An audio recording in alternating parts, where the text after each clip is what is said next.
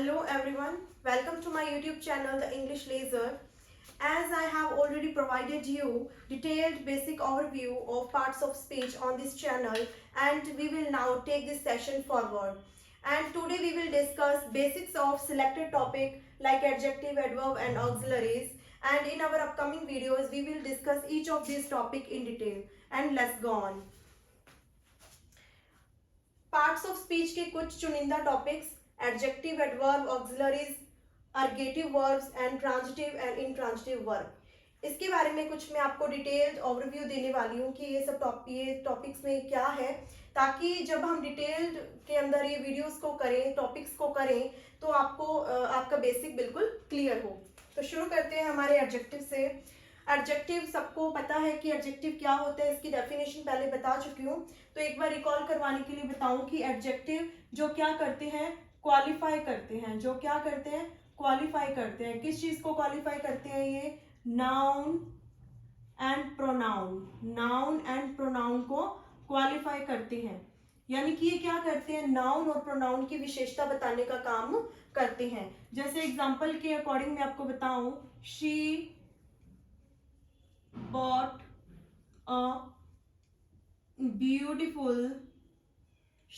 a beautiful house। तो मैंने क्या बताया था कि सेंटेंस को जब ब्रेक करते हैं तो सेंटेंस को ब्रेक करने की शुरुआत कहाँ से की जानी चाहिए? हमेशा हमारा जो है एक्शन वर्ड, उससे। तो एक्शन वर्ड क्या है? यहाँ पे क्या करने का काम हो रहा है? कुछ खरीदने का काम हो रहा है। क्या तो खरीदना यानी कि कुछ एक्शन हो रहा है, तो इसे हम क्या बोलेंगे? Verb. Who bought a beautiful house? किसने ब्यूटीफुल घर को खरीदा? हमें सब्जेक्ट पता करना है सेंटेंस के अंदर कि घर को खरीदने का काम किसके द्वारा किया जा रहा है। तो जब हम who से क्वेश्चन करते हैं, जब हम who लगाकर क्वेश्चन करते हैं, who bought a beautiful house, तो हमारे सामने जो आंसर निकल कर आता है वो होता है she। तो she क्या है? यहाँ पे सब्जेक्ट बनने का काम कर रही है, इस एक्शन की डूअर है। अब हमें पता लगाना है कि इसका ऑब्जेक्ट क्या है। ठीक है, तो हम कैसे पता करते हैं ऑब्जेक्ट? व्हाट और whom लगाकर। शी बॉट व्हाट, जब हम लगाते हैं व्हाट लगा के वर्ब से क्वेश्चन करते हैं, वर्ब से क्वेश्चन करते हैं व्हाट लगाकर, तो हमारे पास जो आंसर निकल कर आएगा उसे हम ऑब्जेक्ट के नाम से जानेंगे। She what what a house, तो ये क्या हो गया? ऑब्जेक्ट। ठीक है, और ये जो नाउन है, इसका यहाँ पे जो ये हाउस है, इसका यहाँ पे काम क्या है? ऑब्जेक्ट बनना। और इसका नाम क्या है? यहाँ पे ये कौन सा पार्ट्स ऑफ स्पीच है, नाउन या प्रोनाउन? नाउन। जब भी ऐसा कोई वर्ड जिसमें एस या ईएस लगाने से उसकी जो फॉर्म है प्लूरल के अंदर कन्वर्ट हो जाए, तो उससे हम क्या नाम से जानते हैं? नाउन के नाम से जानते हैं। क्या हाउस का हाउसेज हो सकता है? बिल्कुल हो सकता है। हाउस, हाउसेज, यानी ये क्या है यहाँ पर? नाउन। और ये हाउस कैसा है? ये हाउस का लुक कैसा है? इसकी अपीयरेंस कैसी है? ब्यूटीफुल है, ब्यूटीफुल है। और नाउन या प्रोनाउन को क्वालिफाई करने वाले जो वर्ड्स होते हैं उनको हम क्या नाम से जानते हैं? एडजेक्टिव के नाम से जानते हैं। याद आ गया आप सबको कि एडजेक्टिव क्या होता है? इसके बाद हम इसके टाइप्स को डिस्कस करते हैं। तो शुरू करते हैं हमारे पहले टाइप से, जिसका नाम है डिस्क्रिप्टिव। डिस्क्रिप्टिव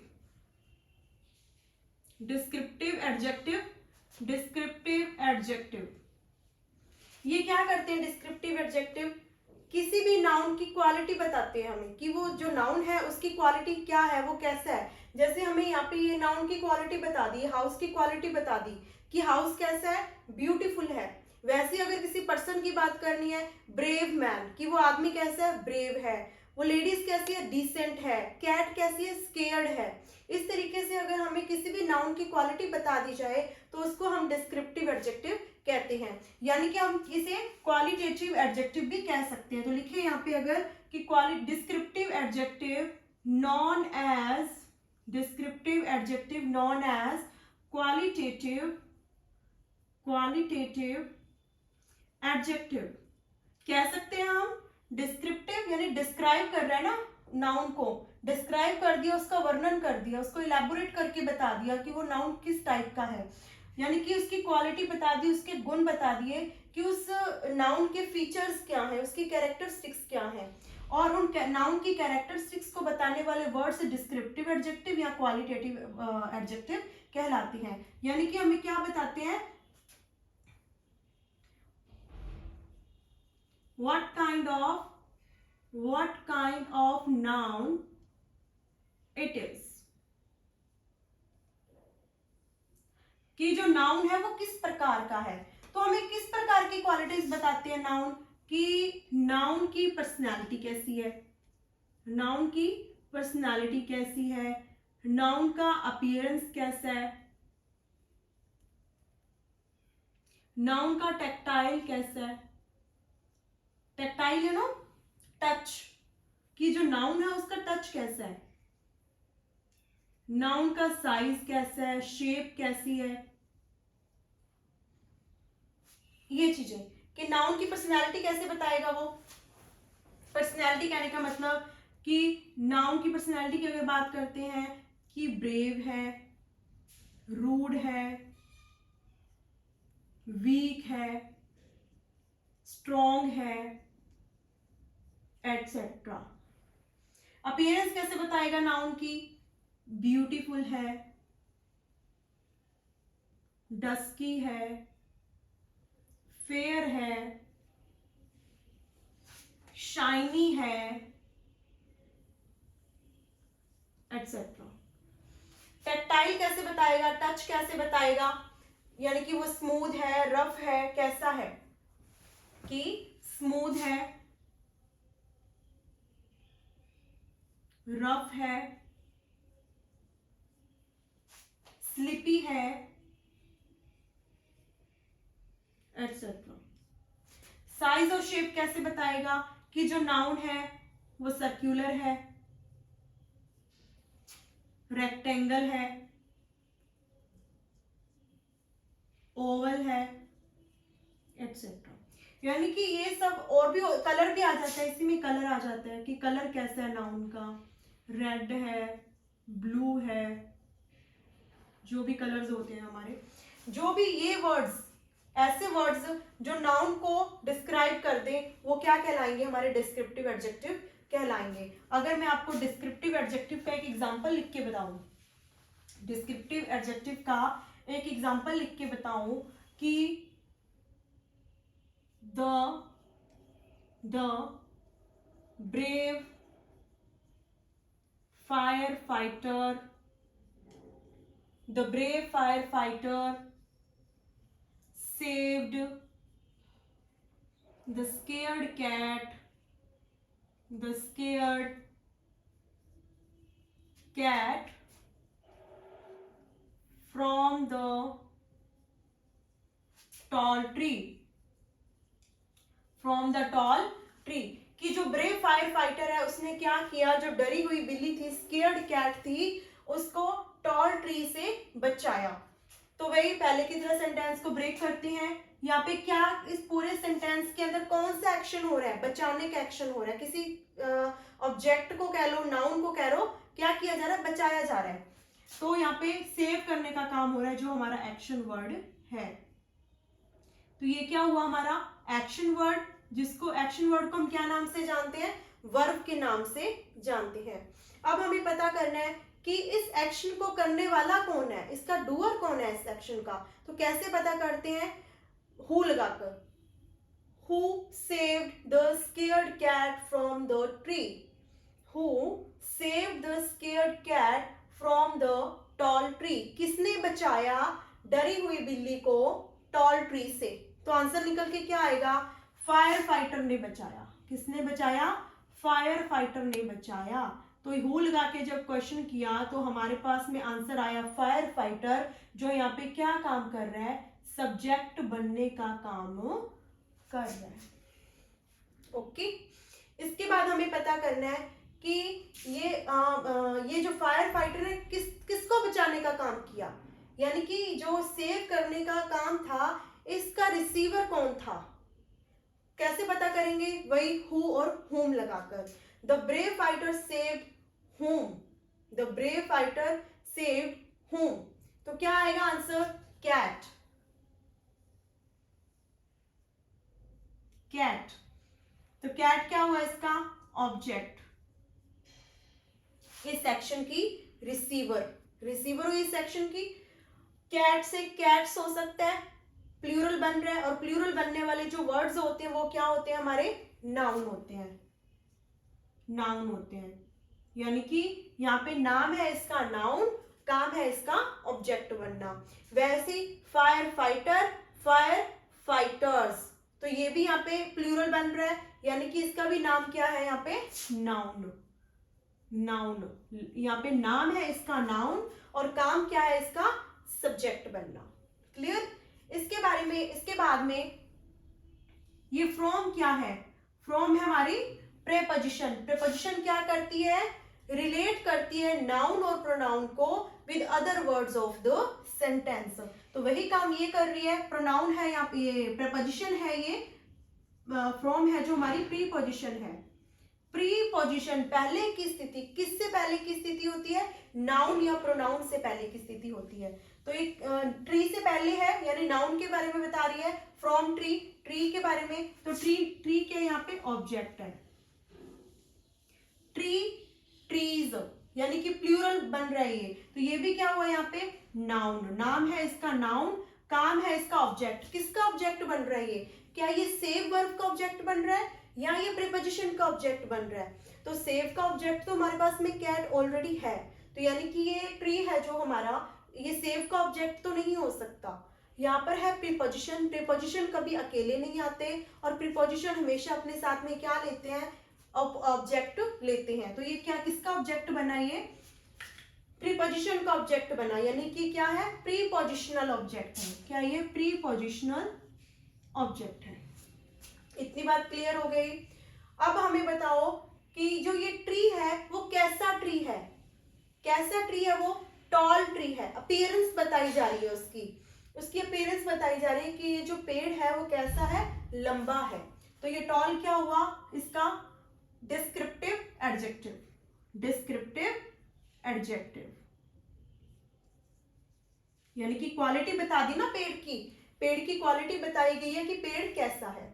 उसके बाद में बात करते हैं कैट की।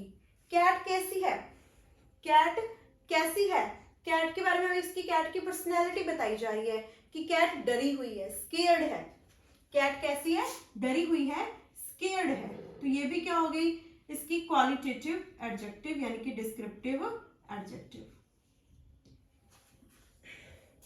फायर फाइटर, जो आग बुझाने वाला है, आग से लड़ने वाला है, वो कैसा है, उसकी पर्सनालिटी कैसी है, ब्रेव, बहादुर।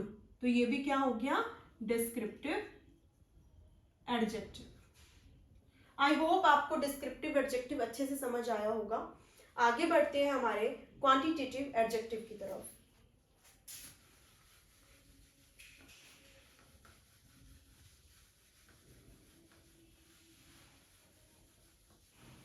क्वांटिटेटिव नाम से पता चल रहा होगा, जो हमें मात्रा का प्रदर्शन करते हैं, जो हमें क्वांटिटी बताते हैं, अमाउंट को बताते हैं कि अमाउंट कितना है और कैसा है।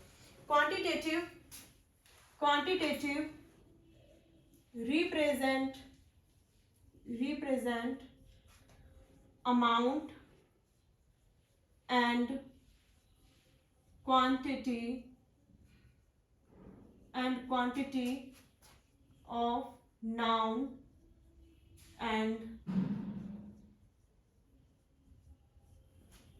प्रोनाउन।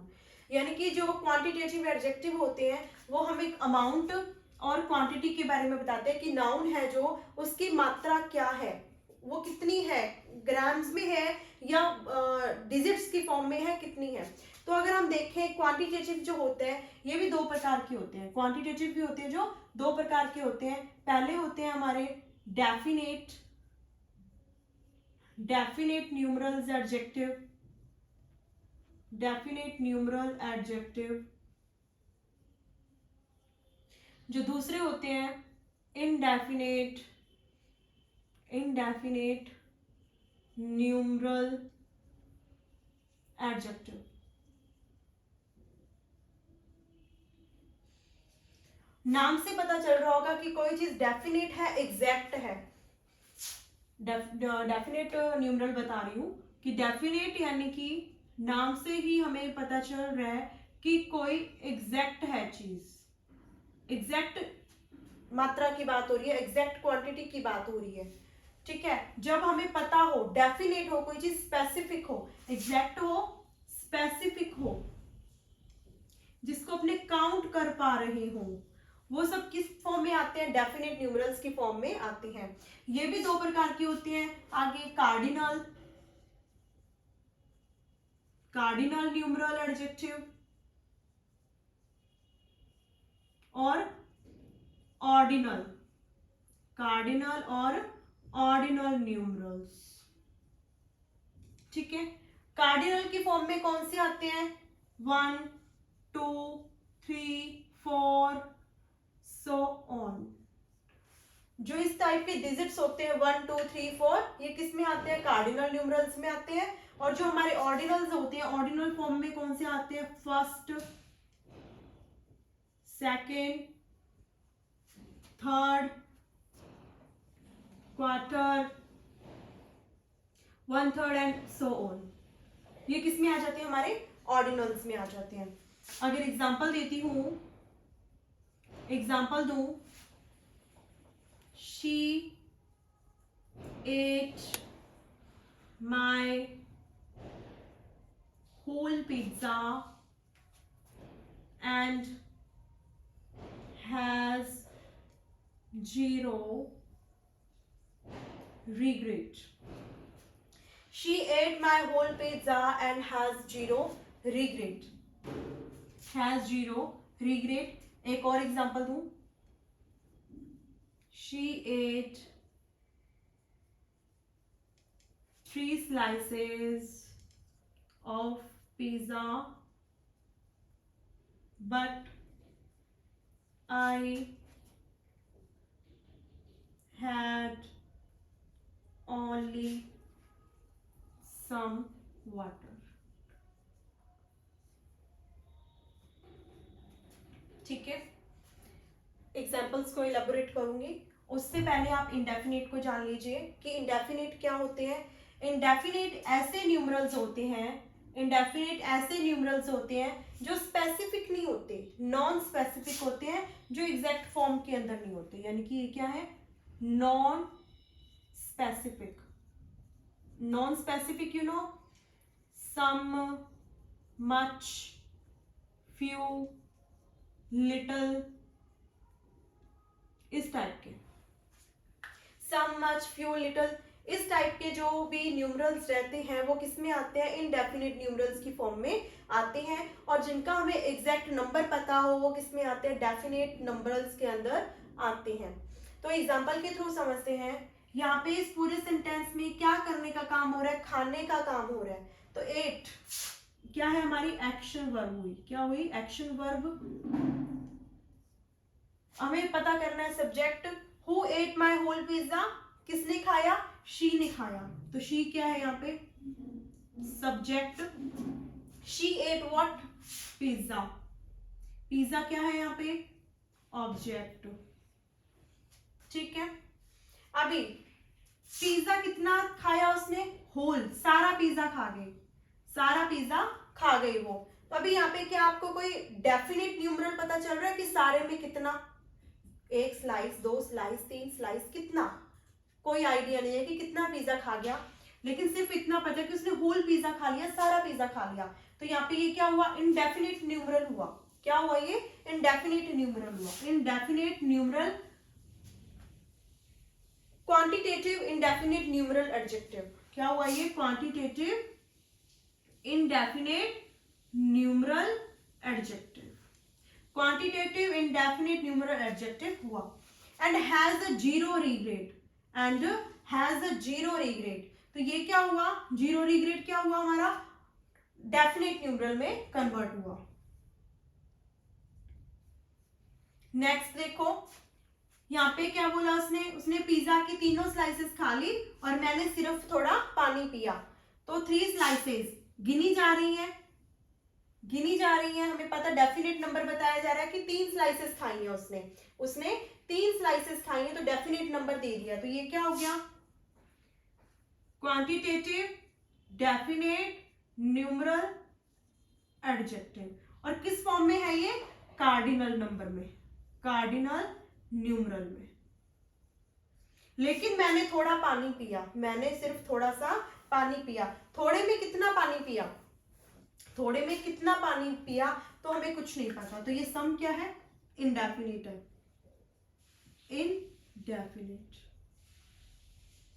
Adjective, indefinite.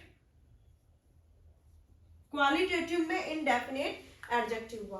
तो समझ आया आपको कि क्वांटिटेटिव एडजेक्टिव क्या होते हैं? जो अमाउंट और क्वांटिटी को बताते हैं। इसमें हम डेफिनेट और इनडेफिनेट देखते हैं।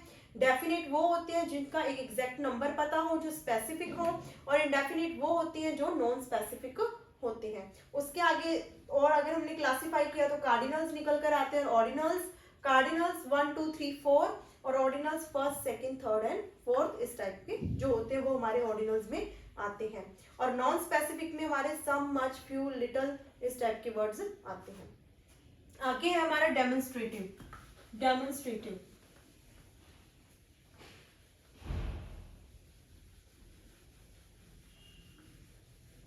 जब हम डेमोन्स्ट्रेटिव देखते हैं, डेमोन्स्ट्रेटिव का मतलब होता है किसी चीज को पॉइंट आउट करना, pointing a finger. Demonstrative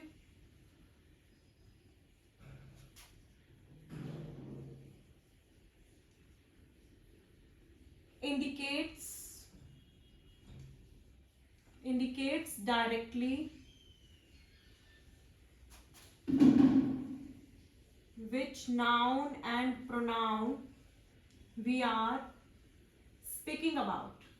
We are speaking about. कि इंडिकेट करना, किसी डायरेक्टली किसी नाउन या प्रोनाउन को इंडिकेट करना कि हम इसके बारे में बात कर रहे हैं, वो किसमें आते हैं? हमारे डेमोन्स्ट्रेटिव एडजेक्टिव के अंदर आते हैं। तो जैसे इसमें क्या होती है? पॉइंटिंग फिंगर, पॉइंटिंग फिंगर, उंगली के साथ में इशारा करना, डायरेक्टली इशारा करना। जैसे दिस इज माई कार, ये मेरी कार है, तो हमने इशारा कर दिया नाउन की तरफ कि ये मेरी कार है। तो ये 4 प्रकार के होते हैं डेमोन्स्ट्रेटिव। कौन कौन से होते हैं? This, that, these, those. ये 4 क्या होते हैं? हमारे डेमोन्स्ट्रेटिव एडजेक्टिव होते हैं, और ये नाउन से हमेशा पहले आते हैं। एक चीज ध्यान रखना कि जो एडजेक्टिव होते हैं हमेशा लगभग नाउन से पहले ही आते हैं। नाउन के साथ में लगकर आ जाए तो एडजेक्टिव है। आगे एग्जांपल देते हैं, एग्जांपल दूं डेमोन्स्ट्रेटिव एडजेक्टिव का। This car is faster than that truck. This car is faster than that truck. कि जो ये वाली कार है, जैसे कोई नजदीक वाली चीज है, जैसे ये वाली कार है, ये ज्यादा फास्ट है किससे? उस वाले ट्रक से। यानी कि कंपैरिजन किया जा रहा है कि उस वाले ट्रक से ये वाली जो कार है वो फास्टर है। तो इंडिकेट कर दिया ऑब्जेक्ट की तरफ, इंडिकेट कर दिया ऑब्जेक्ट की तरफ। तो ये क्या हो गए? हमारे डेमोन्स्ट्रेटिव एडजेक्टिव हुए। नेक्स्ट है हमारे प्रॉपर एडजेक्टिव।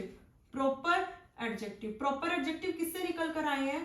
प्रॉपर एडजेक्टिव हमारे ड्राइव हुए हैं, drive from proper noun, drive from proper noun.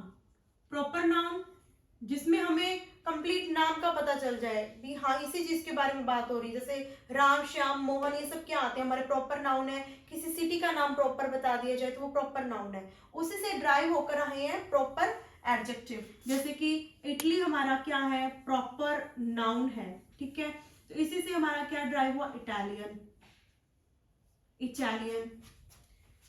Africa, Africa, इससे क्या ड्राइव हो गया? अफ्रीकन।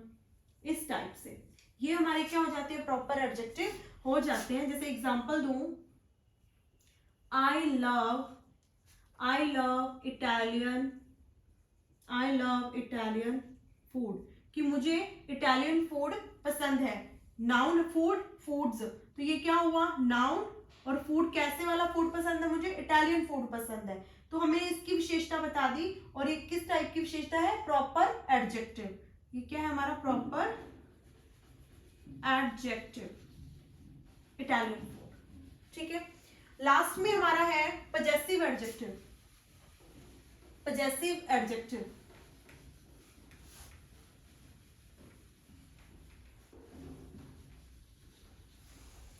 पजेसिव एडजेक्टिव क्या होते हैं?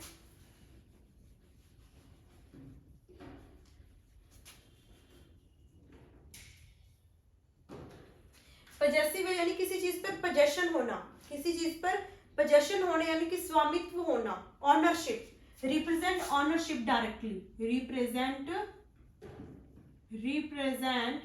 Ownership and it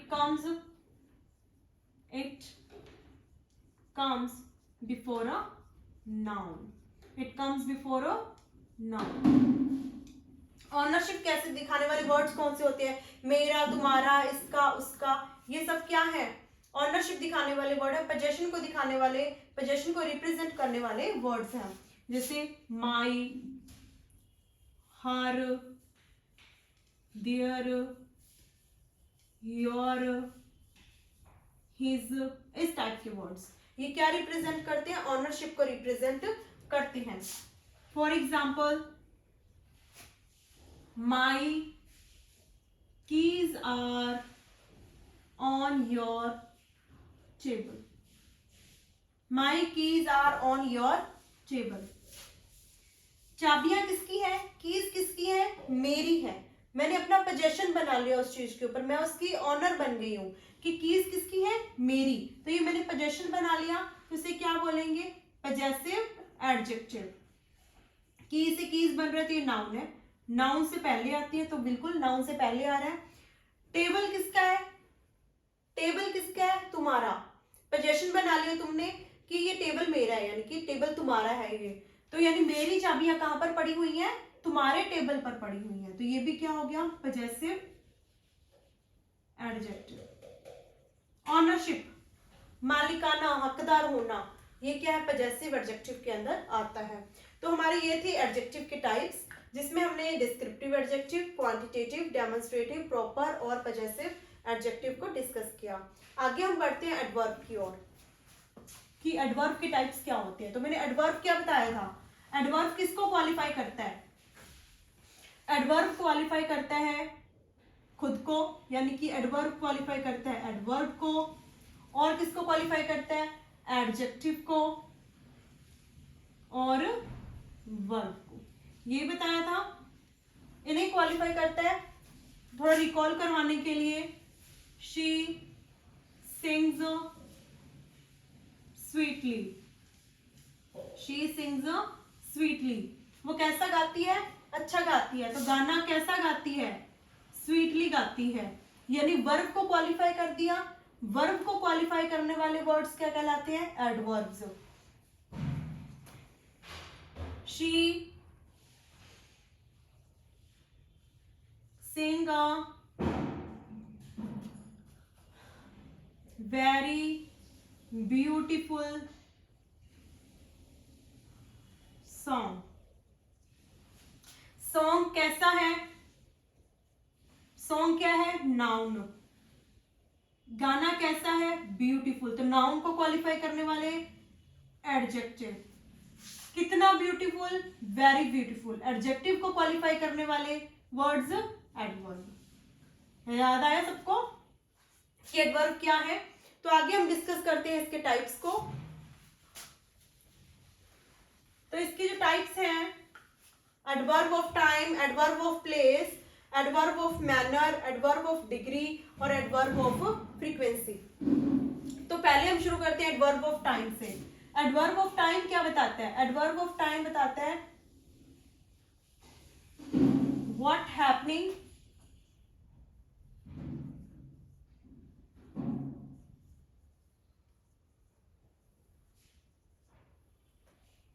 and how long।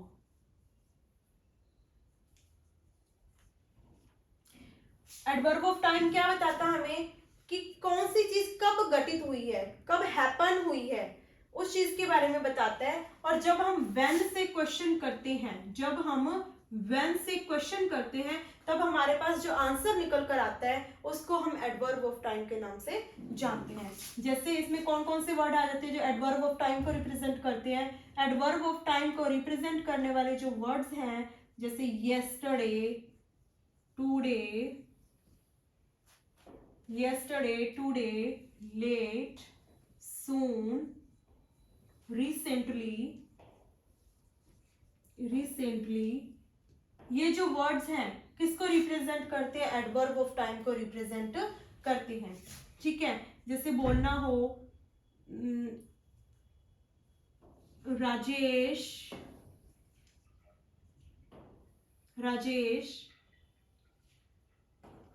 Come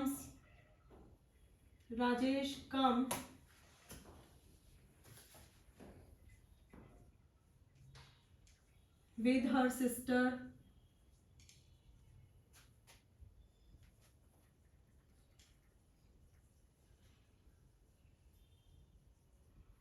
Rajesh came with her sister yesterday. Rajesh came with her sister yesterday, कि Rajesh yesterday को अपनी सिस्टर के साथ में आया।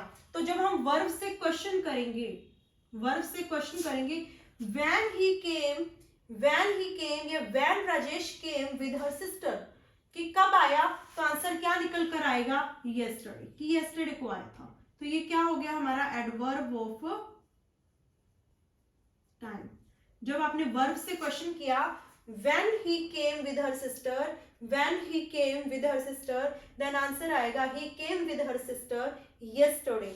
तो हमारा यहाँ पर जो yesterday है वो क्या है? एडवर्ब ऑफ टाइम है, और जो हमें बताता है कि कौन सी हैपनिंग है, कौन सी ऐसी घटना है किस टाइम पर हुई है। और ऐसे वर्ड्स जो टाइम को रिप्रेजेंट कर दे वो एडवर्ब ऑफ टाइम के नाम से जाने जाते हैं। नेक्स्ट है हमारा adverb of place. Adverb of place क्या होता है?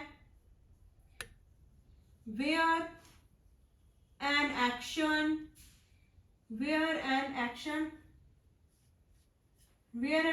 take place, कि कहां पर कौन सा एक्शन हुआ है, इस चीज को रिप्रेजेंट करने वाले वर्ड क्या कहलाते हैं? एडवर्ब ऑफ प्लेस कहलाते हैं। और ऐसे कौन से वर्ड्स हैं जो एक्शन जो प्लेस को रिप्रेजेंट करें? here, there, up, down, downstairs, upstairs। और भी होते हैं ऐसे वर्ड्स जो एक्शन कहां पर हो रहा है इस चीज को रिप्रेजेंट करते हैं। here, there, up, down, downstairs, ups, down, upstairs। ऐसे जो वर्ड हैं वो एडवर्ब ऑफ प्लेस को रिप्रेजेंट करते हैं। She came here with her brother। वो कहां पर आई? She came where? कहां पर आई? जब हम क्वेश्चन करेंगे प्लेस का तो वेयर लगा के करेंगे। जैसे हम टाइम का क्वेश्चन कब कैसे करते थे? when लगा के करते थे। उसी तरीके से जब हम एडवर्ब ऑफ प्लेस का क्वेश्चन करेंगे तो वेयर लगाकर करेंगे। तो आंसर क्या आ जाएगा? हेयर, कि कौन सी घटना कहां पर हुई? हेयर। तो ये क्या है? Adverb of place. Okay, next है हमारा adverb of manner. Adverb of manner यानी कि कौन सा एक्शन किस प्रकार से हुआ, किस तरीके से हुआ, उसका मैनर क्या था। हाउ एन एक्शन,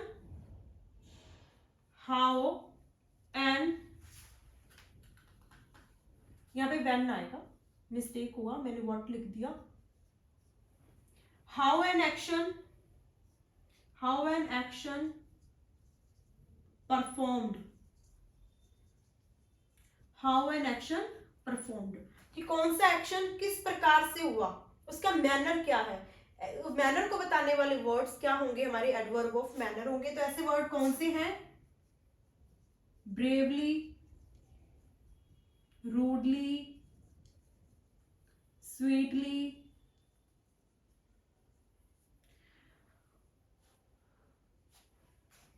जो एक्शन को बता दे। जैसे पहले मैंने सबसे पहले एग्जांपल दिया था,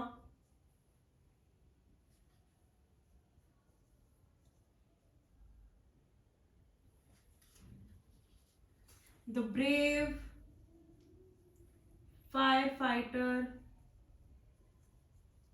saved scared kitten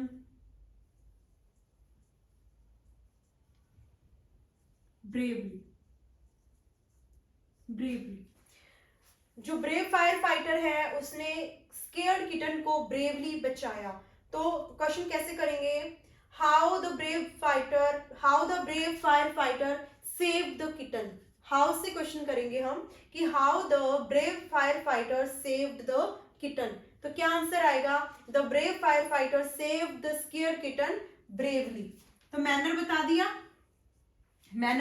कि कैसे बचाया, उसको बहादुरी से बचाया, ब्रेवली बचाया। तो ये क्या हुआ, एडवर्ब ऑफ मैनर। ठीक है, नेक्स्ट है हमारा adverb of degree. Adverb of degree,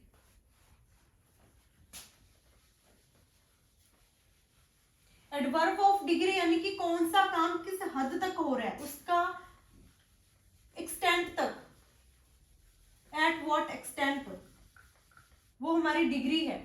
degree को कैसे रिप्रेजेंट करते हैं, किस हद तक कौन सा काम हो रहा है, किस हद तक कौन सा काम हो रहा है, उसे हम किससे रिप्रेजेंट करते हैं, एडवर्ब ऑफ डिग्री से। यानी कि जैसे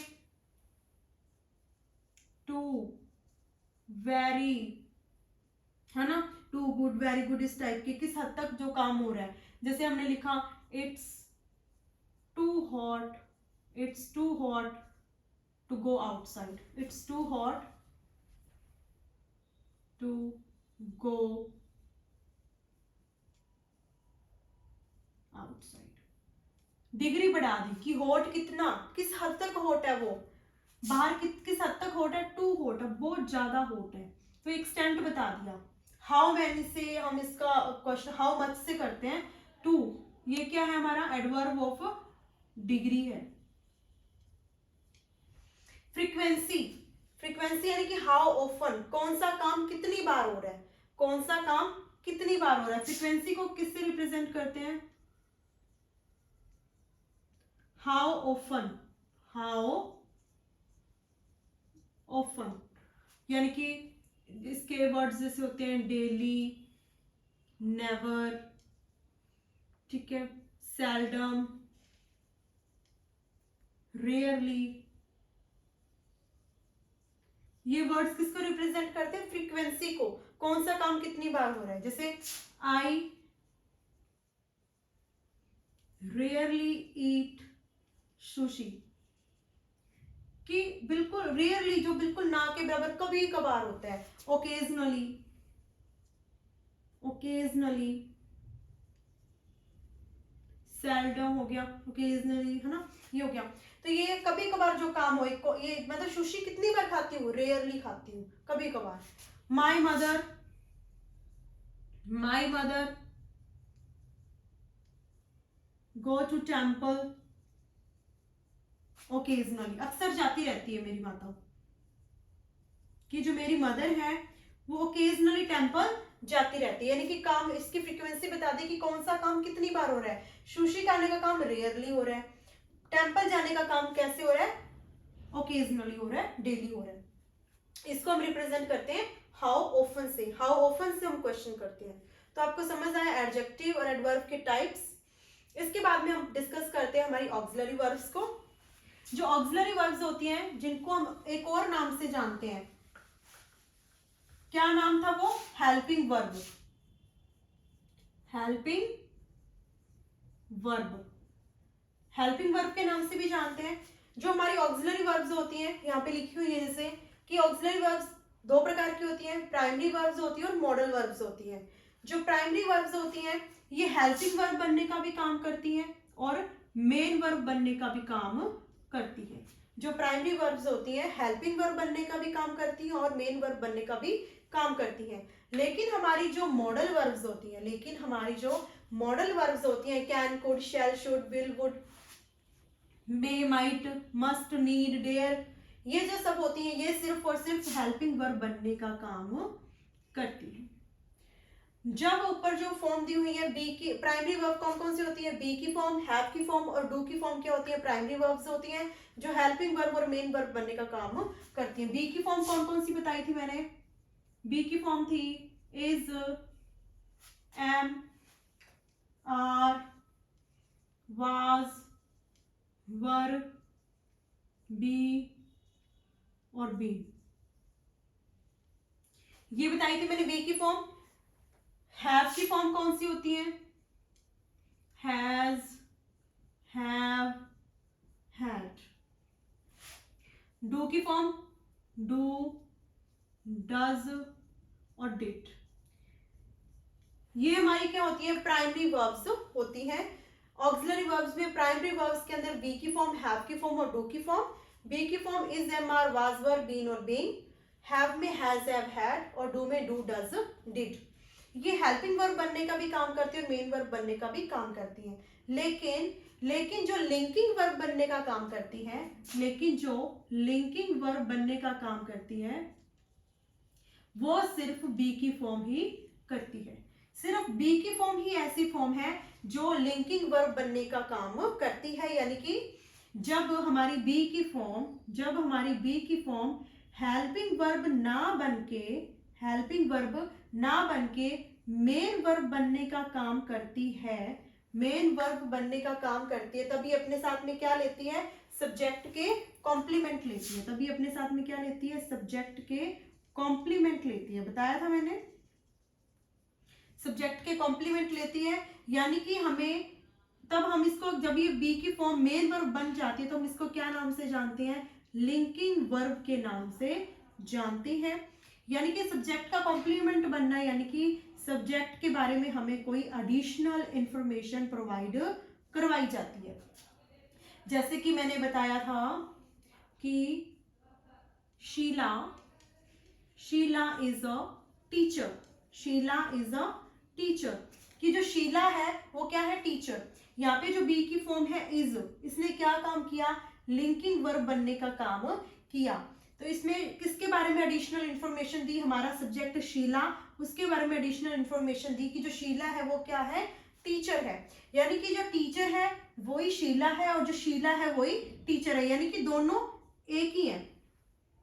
सिर्फ यही बी की फॉर्म है जो मेन वर्ब में लिंकिंग वर्ब बनने का काम करती है। लेकिन जो हैव की फॉर्म और डू की फॉर्म है ये दोनों लिंकिंग वर्ब नहीं बनते,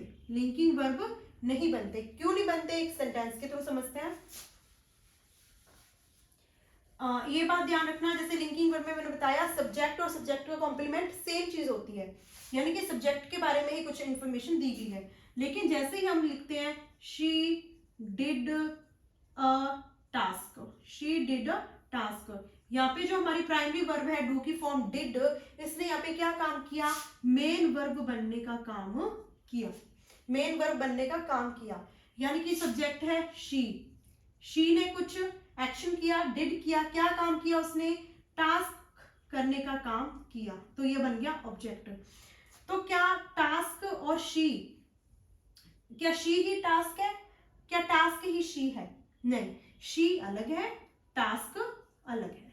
शी ने तो टास्क किया है, लेकिन पहले क्या था, शी ही टीचर थी, टीचर ही शी थी, ऐसे था ना। लेकिन अब यूं तो नहीं है कि जो टास्क है वही शी है, नहीं, इसलिए ये कभी लिंकिंग वर्ब बनने का काम नहीं करती, मेन वर्ब बन जाती है लेकिन लिंकिंग वर्ब नहीं बनती। सिर्फ हमारी बी की फॉर्म ही लिंकिंग वर्ब बनने का काम करती है। जैसे आई हैव अ पेन, मैंने हमारी ऑक्सिलरी वर्ब की प्राइमरी वर्ब में हैव की फॉर्म ली है। हैव की जो सब्जेक्ट है उसके पास में हैव यानी कि मेन वर्ब कुछ है, क्या है उसके पास में, पेन है हमारा ऑब्जेक्ट। तो जो अभी पेन है क्या वो आई है, क्या इसमें आई के बारे में कोई एडिशनल इंफॉर्मेशन दी जा रही है, नहीं, हमें सिर्फ बताया जा रहा है कि आई के पास में क्या है, एक पेन है, ठीक है। तो ये लिंकिंग वर्ब नहीं बनते, सिर्फ और सिर्फ मेन वर्ब बन सकते हैं। इतनी बात क्लियर हुई। एक चीज और कि जो नेक्स्ट हमारे जो मॉडल वर्ब्स हैं can, could, shall, should, will, would, must, need etcetera, ये क्या है, हमेशा जब भी आते हैं इनके साथ में कौन सी फॉर्म आती है, वर्ब की फर्स्ट फॉर्म आती है, और ये हमेशा हेल्पिंग वर्ब बनने का ही काम करते हैं, ये कभी मेन वर्ब नहीं बनते। क्लियर। दूसरी बात, जब ये हमारा जो मॉडल वर्ब्स हैं, जो हमारी मॉडल वर्ब्स हैं, जब ये मेन आती है सेंटेंस के अंदर, जब ये आती है सेंटेंस के अंदर,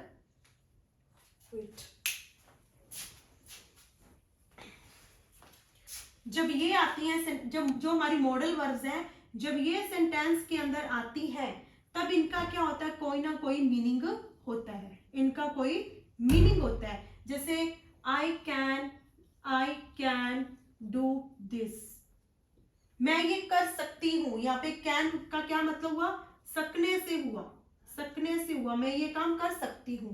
लेकिन जब प्राइमरी वर्ब्स आती हैं एज अ हेल्पिंग वर्ब, लेकिन जब primary verbs as a helping verb आती हैं, तब इनका खुद का कोई मीनिंग नहीं होता, ये सिर्फ और सिर्फ हमें क्या बताती है, टेंस की आइडेंटिटी बताती है, टेंस की आइडेंटिटी बताती है। इतनी बात क्लियर हुई कि जो हमारी प्राइमरी वर्ब्स हैं, जब ये हेल्पिंग वर्ब के तरह आती है एक सेंटेंस के अंदर, तब इनका खुद का कोई मीनिंग नहीं होता, ये सिर्फ टेंस की आइडेंटिटी को करवाती है। लेकिन जब हमारी modal verbs as a helping verb in sentence आती हैं, तब ये क्या करती हैं, इनका कोई ना कोई मीनिंग होता है, कैन का, कुड का, शैल का, सबका कोई ना कोई मीनिंग रहता है। इतनी बात समझ आई। आगे हम बढ़ते हैं हमारी अर्गेटिव वर्ब्स की ओर, कि अर्गेटिव वर्ब्स क्या होती हैं। अर्गेटिव वर्ब्स यानी कि हैपनिंग वर्ब्स, अर्गेटिव वर्ब्स को हैपनिंग वर्ब्स कहते हैं। Ergative verbs known as happening verbs, इनको हैपनिंग वर्ब्स भी कहते हैं। लेकिन जो ये अर्गेटिव वर्ब्स होती हैं, इनका कोई भी ऑब्जेक्ट नहीं होता, इनका कोई भी ऑब्जेक्ट नहीं होता, इनका कोई रिसीवर नहीं होता, इनका कोई ऑब्जेक्ट नहीं होता। जैसे अगर मैं आपको लिखूं एग्जांपल के लिए, द क्लॉथ्स ड्राई,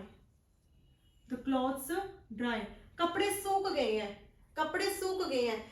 क्या इस ड्राई को करने वाला कोई पर्सन है, किसी पर्सन ने ये काम किया है? नहीं, अपने आप। अब ये मत कहना कि धूप ने किया है, ये चीज को हम नहीं काउंट करेंगे कि ये हैपनिंग वर्ब है, ये काम अपने आप हो जाते हैं। धूप में हमने कपड़े सुखा दिए, अपने आप सूख गए, हमने उसके अंदर कोई काम नहीं किया, कोई एक्शन नहीं किया। तो ये क्या हुआ, द क्लोथ्स ड्राई, कपड़े सूख गए, कोई ऑब्जेक्ट नहीं है, इसको कोई भी करने वाला नहीं है। तो ऐसी वर्ब्स जिसमें कोई ऑब्जेक्ट नहीं होता और वो काम जो खुद से हो जाए, तो वो उसको हम अर्गेटिव वर्ब्स के नाम से जानते हैं। ऐसी कुछ वर्ब्स जैसे begin, break, change, crack, move, open, stop, melt and dry, ये सब क्या है, जैसे कि द आइस मेल्ट,